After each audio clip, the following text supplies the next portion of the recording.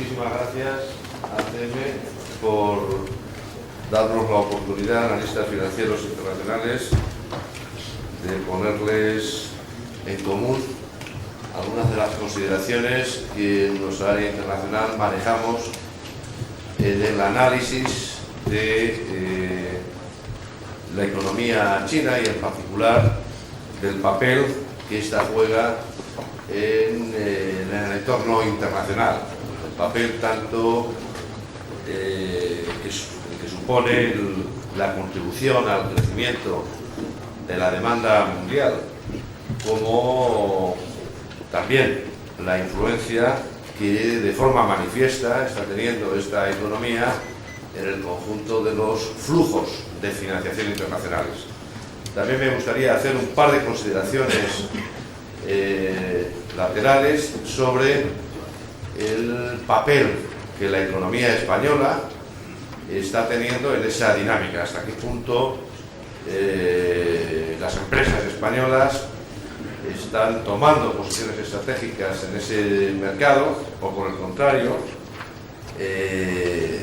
están algo rezagadas cuando uno contempla la participación relativa que otras economías, que otros países están tomando en China. Y eso me gustaría, insisto, contextualizarlo en una dinámica económica internacional en la que, por fortuna o no, hay que contar con esta economía. La economía mundial, el año pasado, despidió el ejercicio con el mayor crecimiento en los últimos 32 años. Nunca antes, ninguno de los que estamos aquí, muy probablemente, vimos cómo la economía mundial crecía y sobre todo, lo que nunca habíamos visto era una determinación del crecimiento económico tan homogénea. Hasta el año pasado o hasta hace 2 años, la economía mundial tenía tracciones desiguales. Había alguna locomotora industrializada, pero también alguna otra economía avanzada siempre iba frenando el proceso de crecimiento mundial. Japón, sin ir más lejos. Y lo que hemos visto por primera vez en muchísimos años, el año pasado, es que no solo han contribuido el conjunto de las economías industrializadas, sino que también lo que hasta hace poco considerábamos economías emergentes han tenido una contribución ciertamente importante. Lo que les propongo, como les decía, es un recorrido con esas paradas, algunas paradas más detenidas que otras, pero sí me gustaría subrayar la dimensión económica que desempeña China en esa dinámica de crecimiento mundial en ese gráfico. Eso es el crecimiento de esta economía desde mediados de los años 80, un crecimiento que tendencialmente sigue estando muy por encima o significativamente por encima de lo que las propias autoridades se han marcado como crecimiento tendencial. En torno al 7% sería el ideal. Pero esa es una economía que lleva varios años creciendo en la frontera del 9%. Y esto es ciertamente excepcional, porque además ese crecimiento está teniendo lugar con un aumento paralelo, quizá no tan intenso, en el crecimiento de la renta por habitante. Muchas economías crecen, pero no todas tienen la misma facilidad en el mundo para hacer crecer también ese cociente entre el valor de la producción nacional y el número de habitantes. Y a pesar de la dinámica demográfica de esta economía, el aumento de la renta por habitante está suponiendo un muy rápido abandono de los umbrales de pobreza para muchos ciudadanos. Esta economía, o de esta economía, dependemos ya el resto del mundo. Si esta economía se frenara, si esta economía no creciera como lo ha hecho en los últimos años, nos iría mal a todos. Porque una tercera parte del crecimiento de la demanda en estos últimos años, en los últimos años hasta el 2004, ha radicado en China. En ocasiones se habla de China como si fuera un gran vendedor, como si fuera una economía cuya principal ventaja competitiva era la de disponer de factores de producción relativamente baratos. En ocasiones incluso se simplifica en exceso y se trata de asimilar el comportamiento económico de China al que tuvo Japón a mediados de los 70 y principios de los 80. Una economía agresiva desde el punto de vista vendedor, pero relativamente impermeable desde el punto de vista comprador.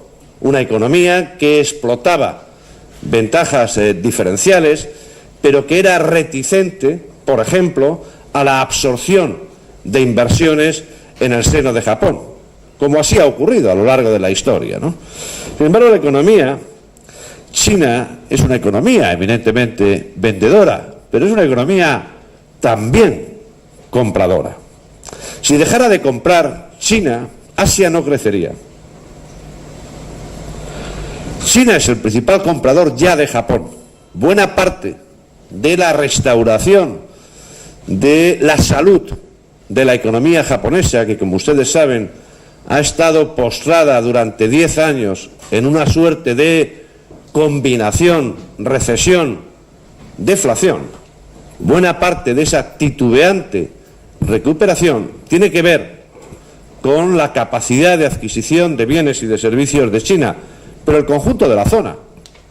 No podemos entender la recuperación de la crisis que se inicia en Tailandia con la devaluación del baht aquel 7 de julio de 1997 y que termina contagiando a toda la región, con la excepción fundamental de China. No podemos entender la recuperación de ese gran trauma financiero si no es gracias a esa capacidad de arrastre que tienen las importaciones chinas, que como ustedes saben representa, como ven ahí, también prácticamente una tercera parte del incremento de todas las importaciones que han tenido lugar en los últimos 4 años. Pero quizá desde una perspectiva estrictamente económica, incluso desde una perspectiva europea, lo que nos interesa es si esa economía se está modernizando o no, si esa economía se está limitando a vender productos baratos o, por el contrario, está fortaleciendo la formación bruta de capital fijo. Y lo que es ciertamente espectacular es que de toda la formación bruta de capital fijo, de todo el incremento que ha habido en la inversión en el mundo en los últimos 4 años, más del 50% de ese incremento se ha particularizado en China. Es una economía, por lo tanto, que de alguna forma está tomando decisiones estratégicas. Fíjense, la economía española hasta el año 2003 pasó una larga noche, una larga siesta, sin aumentar la inversión en bienes de equipo. ¿Sí? Nuestra inversión en bienes de equipo decreció. Cuando del conjunto de la inversión dejamos a un lado la construcción residencial, en España no hemos aumentado el stock de capital. Nos hemos preocupado más en traspasarnos todos recursos financieros y talentos a ese sector.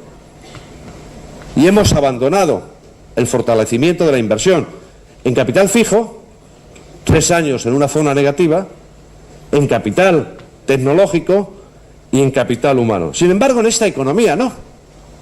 Esta economía lo que estamos viendo es que está invirtiendo dentro, claramente, fortaleciendo su base de capital y, como luego veremos, está invirtiendo también fuera.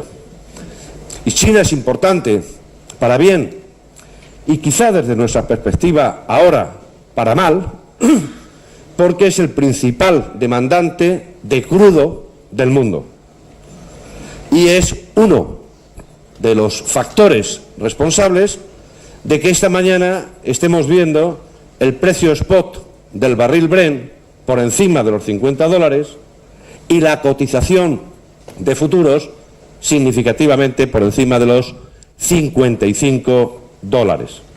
Es una economía fuertemente demandante de energía y es una economía cuya eficiencia energética no es grande.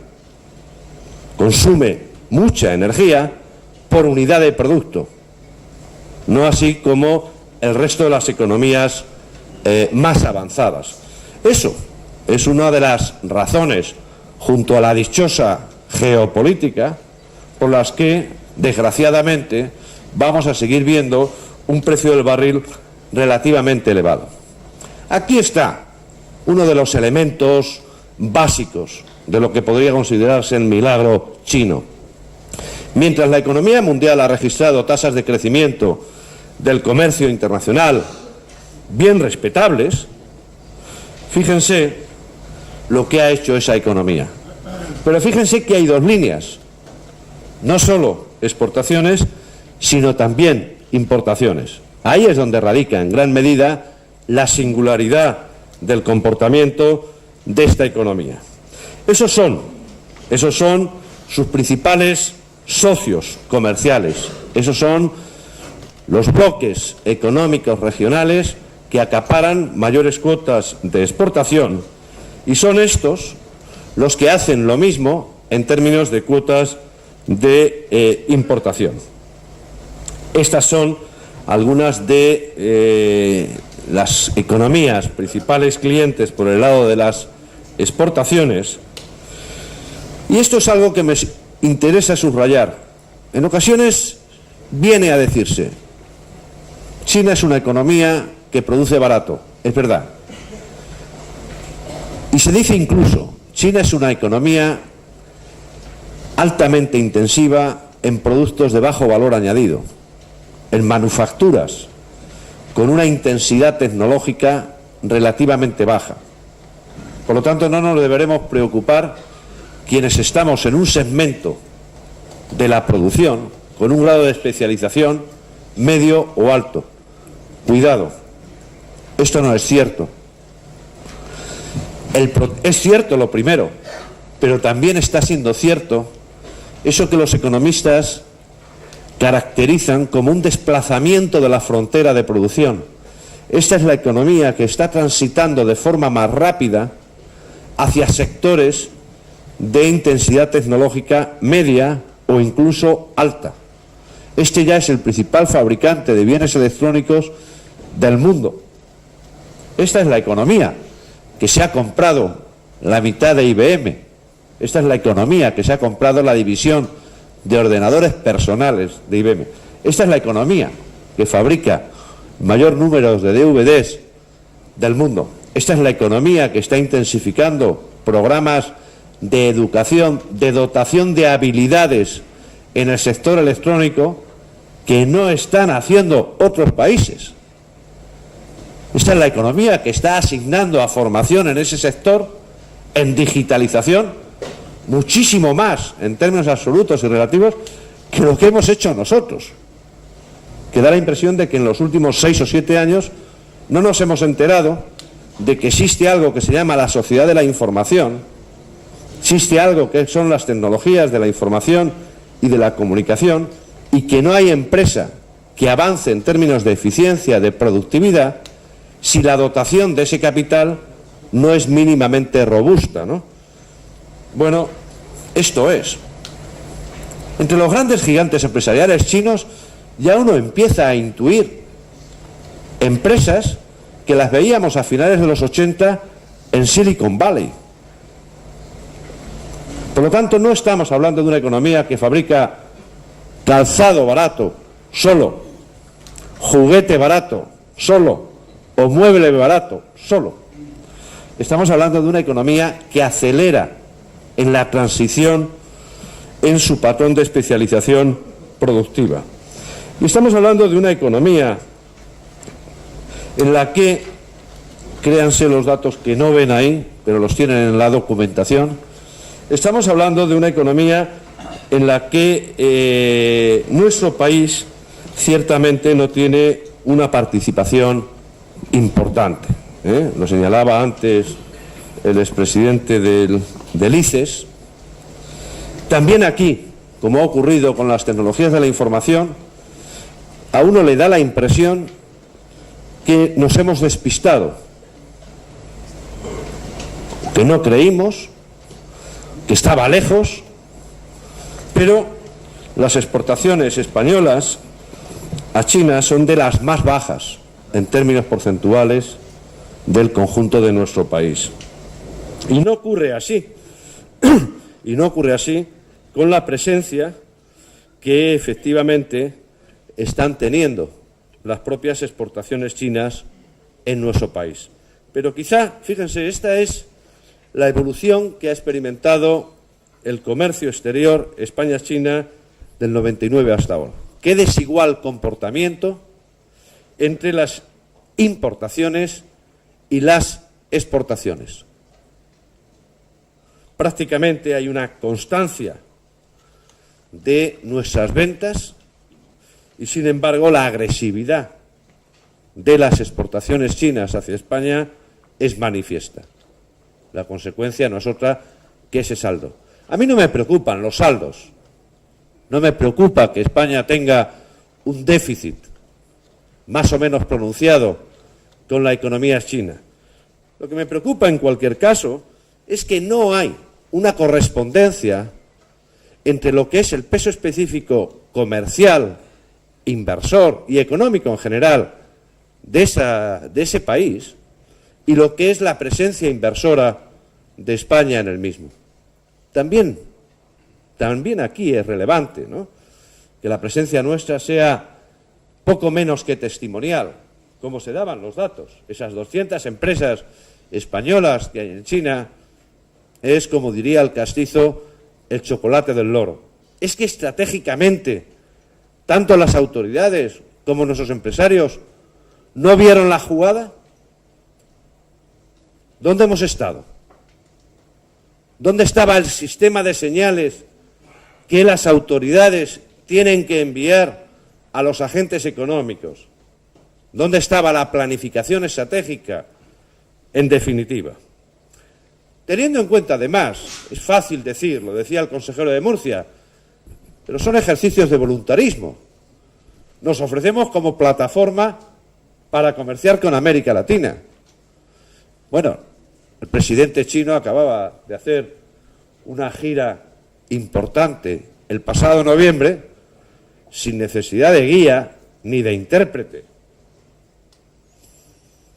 Y ha firmado acuerdos ciertamente importantes, en algunos casos preacuerdos, no solo para abastecer a su economía de esas materias primas, productos agrícolas, minerales, que necesita una economía que crece al 9%, sino también acuerdos de inversión en sectores, en utilities, en infraestructuras, ciertamente importantes a medio o largo plazo, ¿no?, que puede hacer, lógicamente, que esa economía llegue a tener una posición cualitativa y cuantitativamente importante en un subcontinente en el que España tiene una parte importante de su stock de inversión. Ese es el comercio, esa es la evolución del comercio con una economía como Brasil, que es, recuerden, donde los españoles tenemos nuestra mayor inversión. Recuerden que el 30% de los beneficios de las empresas que ahora están constituyendo la capitalización bursátil en Madrid, el 30% de esos blue chips españoles generan sus ingresos en esos mercados. Claro que hay razones para que España se hubiera anticipado hace tiempo y no ahora nos ofreciéramos como plataforma, sino hace tiempo hubiéramos decidido acompañar a esa economía. Esa economía tiene empresas. Ese es otro rasgo que en ocasiones se pasa por encima. Se cree que simplemente se compra y se vende a través de agencias más o menos públicas. Lo que ocurre es que ya empezamos a tener algunas de ellas entre las 500 grandes empresas de Fortune. En el sector energético, algunas de esas compañías son ciertamente responsables. Bastantes de ellas las vemos invertir fuera. Las vemos inmersas en una muy agresiva política de adquisiciones. Porque China, claro, no es solo un país receptor de inversión. China es también un inversor neto en el exterior. Estas son algunas de las cifras en las que bien directamente Mainland o a través de Hong Kong está creciendo la inversión directa de forma ciertamente espectacular.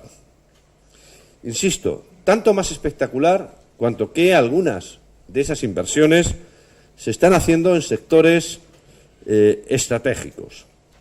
Déjenme, antes de ir concluyendo, que comente algunos de los aspectos considerados sensibles desde el punto de vista de la economía internacional o de la posición de China en la economía internacional. Probablemente el aspecto más controvertido hoy, cuando desde el resto del mundo, desde Estados Unidos, desde Europa, se mira a China, es la política de tipo de cambio. Es el régimen cambiario que desde 1995 tiene estabilizado el yuan en 8,28 frente al dólar y que en cierta medida, no en gran medida, justifica las quejas, en mi opinión, de algunos gobiernos occidentales que dicen, oiga, usted está defendiendo en exceso un tipo de cambio competitivo de sus exportaciones. ¿No es hora que, dada la envergadura, la importancia relativa que usted ha adquirido en la escena internacional, no es hora de que libere esas restricciones y deje flotar el tipo de cambio del yuan? Porque si así fuera, el tipo de cambio se apreciaría de forma significativa y con ello se reducirían ventajas competitivas consideradas artificiales en ese tipo de cambio. Lo que hacemos en Analistas Financieros Internacionales es tratar de ver cuál es el grado de fundamento de esas afirmaciones. Y es verdad que está sujetado el tipo de cambio. Es verdad que si se liberara ese anclaje, se apreciaría, pero no tanto como creen algunos analistas en Estados Unidos. En nuestra opinión, el yuan puede apreciarse en condiciones de libre mercado en torno a un 11, un 13%. Porque es verdad que en términos nominales, como ven ahí, la contención parece importante, pero lo importante, lo relevante en un tipo de cambio, es ponderar el tipo de cambio por las monedas de los países con los que comercia. Por ejemplo, no hay una infravaloración del yuan frente al yen, o frente a la rupia, o frente a algunas otras monedas de la región. Es verdad que hay particularmente una infravaloración frente al dólar, pero mucho, mucho más frente a la nuestra, frente al euro. Porque buena parte de la estrategia defensiva del Banco Central chino es frente al dólar. Y se está haciendo a través de intervenciones diarias en los mercados, que han convertido a ese Banco Central en un gran mayorista, hasta el punto de que, como consecuencia de esa política defensiva del yuan, de esas ventas de yuans y compras de dólares para evitar que se encarezca en exceso su propia moneda, el Banco Central de ese país ha llegado a acumular al día de hoy 620.000 millones de dólares en reservas. Y aquí es donde entra la segunda parte de la delicadeza con la que hay que contemplar el tema del tipo de cambio en China. Ya les he dicho que está parcialmente justificada esa queja, pero también les digo que no me parece prudente que desde Estados Unidos o desde Europa se presione en exceso a las autoridades chinas para que liberen el régimen cambiario. Pero no lo digo por solidaridad con las autoridades chinas, sino por egoísmo, por cuestión de cautela. Porque si efectivamente ese régimen cambiario se liberara de forma brusca, de forma precipitada, en principio, el principal tributario de esa liberación sería la administración estadounidense. Porque ¿dónde creen que están esos 620.000 millones de dólares en reservas que tiene el Banco Central chino? ¿Creen que las autoridades chinas tienen esos billetes de dólar uno encima de otro metido en un armario? No, el 60% está en bonos del Tesoro. El 60% está en títulos de deuda pública del país industrializado con un déficit público superior, después de Japón, por supuesto. Quiere decirse que si mañana hubiera una precipitada liberación, un precipitado abandono del régimen cambiario y las autoridades chinas decidieran dejar de comprar bonos del Tesoro americano, ya no digo poner a la venta buena parte de los que tienen, lo que ocurriría, como ocurre cuando se incrementa la oferta de cualquier bien, es que el precio de ese bien caería. O lo que es lo mismo, su recíproco, el tipo de interés, subiría. Los tipos de interés subirían mucho en Estados Unidos. Y no olvidemos que los ciudadanos americanos, a diferencia de los españoles, tienen sus hipotecas, que son muchas, algo más en términos relativos que las que tenemos los españoles, vinculadas no a los tipos de interés de corto plazo, como es el caso nuestro, no al interbancario, sino al tipo de interés de la deuda a largo plazo, al 30 años. Por lo tanto, prudencia. La otra parte de esos 600 y pico mil millones de dólares de reservas que tienen las autoridades chinas tiene que ver con ese excedente por cuenta corriente en su balanza de pagos y con ese magnetismo en la atracción de inversiones directas. Yo prefiero que se gasten esas reservas, incluso en la toma de posiciones estratégicas, en inversiones en el exterior, comprando la división de ordenadores personales de IBM. No tengo ningún dolor proteccionista, me parece razonable. Prefiero que hagan eso a que no pongan a la venta de la noche a la mañana buena parte de esas reservas. Lo razonable sería que se flexibilizara el régimen cambiario. Y, de hecho, la última subida de tipos de interés, hacía muchísimos años que no se subía en 27 puntos básicos, recuerden, el tipo de referencia del Banco Central chino, lo consideramos en analistas financieros internacionales como la insinuación, el primer paso de lo que puede ser una estrategia de enfriamiento, una estrategia de conducción de ese ritmo de crecimiento hacia niveles del 7% y en el seno de esa estrategia, pero de forma prudente, suficientemente dosificada, llegará la necesaria flexibilización del tipo de cambio, del régimen cambiario del yuan. Poco más. Me han recomendado que sea relativamente breve. Permítanme simplemente que apunte dos cuestiones únicamente. Uno,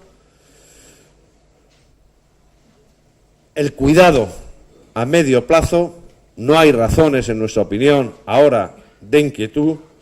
en la evolución de las finanzas públicas.